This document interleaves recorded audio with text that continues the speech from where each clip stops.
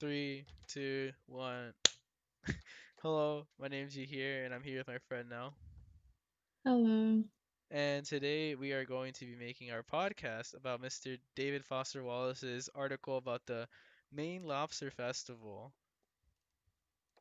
So, so in Mr. Wallace's article, he talks about the inhumane killing of lobsters after he visits the Maine Lobster Festival, and he wants to reveal the truth about how the Maine Lobster Festival is not actually this great festival, and people need to look at the bigger picture in terms of the way that lobsters are being treated and how that shows how animals as a whole are being treated. Right. And then Mr. David Foster Wallace makes a couple of sub arguments. So one, he argues that the way the lobsters are killed, specifically at the festival, is not humane. Lobsters are boiled alive. They have the giant lobster cooker, or the biggest giant lobster cooker in the world. Um, and like they band the lobsters' claws together because they're so stressed in captivity, and they just like dismember them live.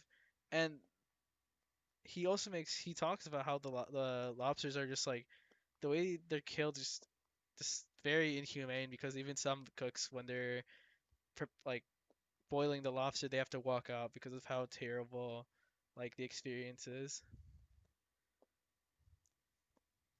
Yeah, so we think that there are some fallacies in this argument.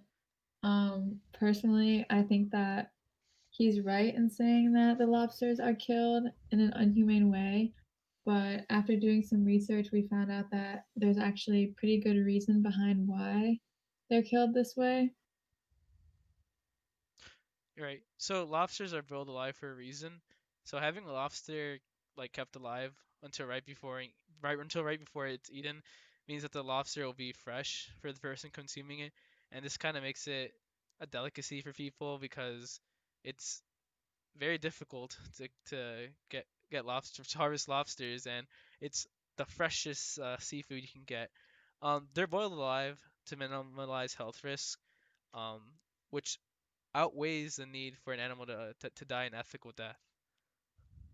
So, in our research, we found out that through a site called Science Focus, which is the home of the BBC Science Focus magazine, which seems like a pretty reliable website to me. They said that lobsters and other shellfish have harmful bacteria naturally present in their flesh. So if the lobster is killed and then not eaten right away, these bacteria can multiply, which makes it kind of dangerous for you to eat lobsters who are not boiled alive. And I don't think anyone would want to eat a lobster and get food poisoning. So, All right. So because of this, this is one of the reasons that we believe that argument is kind of has a big fallacy in it.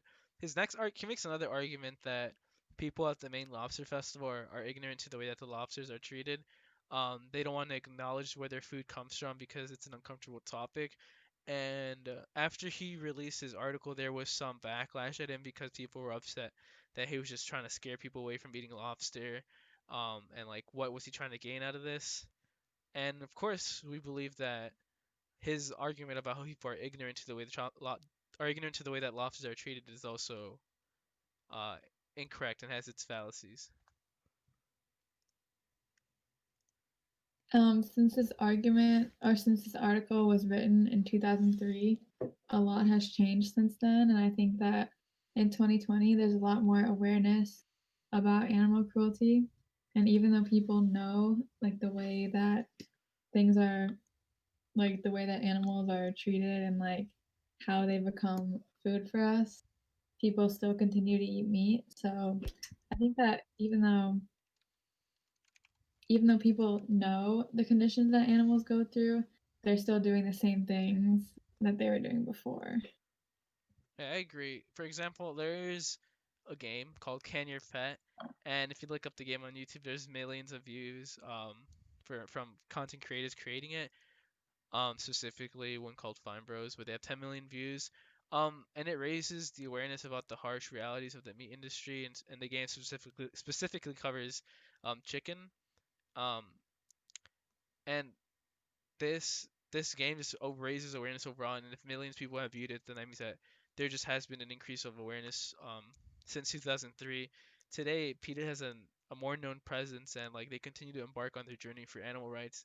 And Mr. Wallace even mentions that PETA was at the Maine Lobster Festival in 2003, and today people just know a lot more about PETA and like what their goal is. And there's videos about how chicken nuggets are made or how bacon's made or like the slaughtering of pigs.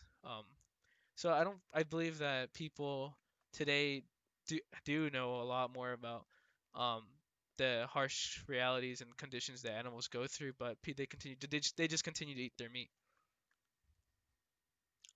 Yeah, so I also think that the part that Wallace says about people not wanting to acknowledge where their food comes from is wrong, since people are now acknowledging it. And like you said, with PETA being like in his article 17 years ago, they just got like more and more prevalent. So I think that people are more and more educated.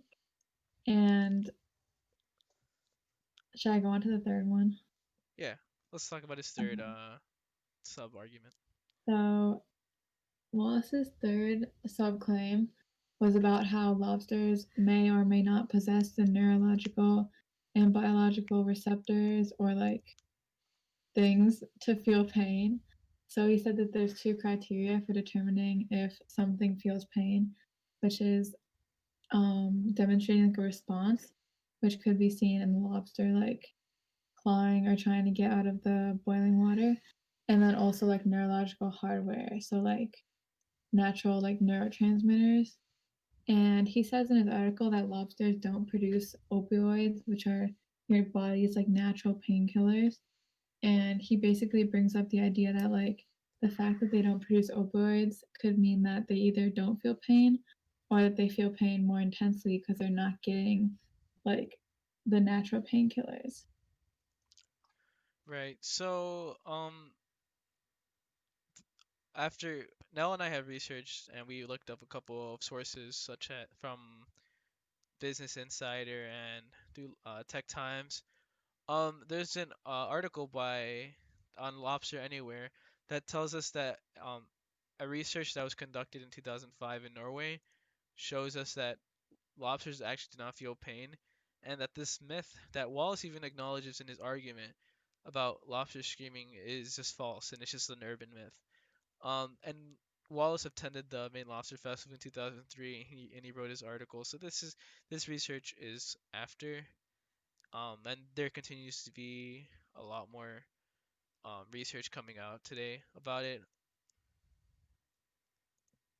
Yeah, so even without knowing the new research, taking what like Wallace said about how lobsters don't produce opioids could also be used to show how lobsters don't feel like pain in the sense of like what we think is pain. Like if they if they did feel real pain, like the kind of pain that we feel, I think that I personally think they would have adapted some sort of like neurological thing to produce endorphins because that would like limit their pain. And over time, I think they would have evolved in a way to make that pain go away if it was there. So, and also, we researched it and found out that lobsters don't have frontal lobes, which means that even if they do feel pain in a physical sense, they probably don't process the pain the same way that we like think of pain for ourselves or like as humans. Yeah. So overall, these are the sub arguments that David Foster Wallace makes, and after looking into it, we just believe that there's a lot of fallacy to this argument, and that overall people just are aware. And although he has some type of truth and credibility in his argument, it just not overall true. Um, so with that being said, this is our response to Mr. David Foster Wallace. Um, and we hope that you guys learned something out of this and enjoyed listening to the podcast. So yeah, thank you. Yeah. Thank you for listening.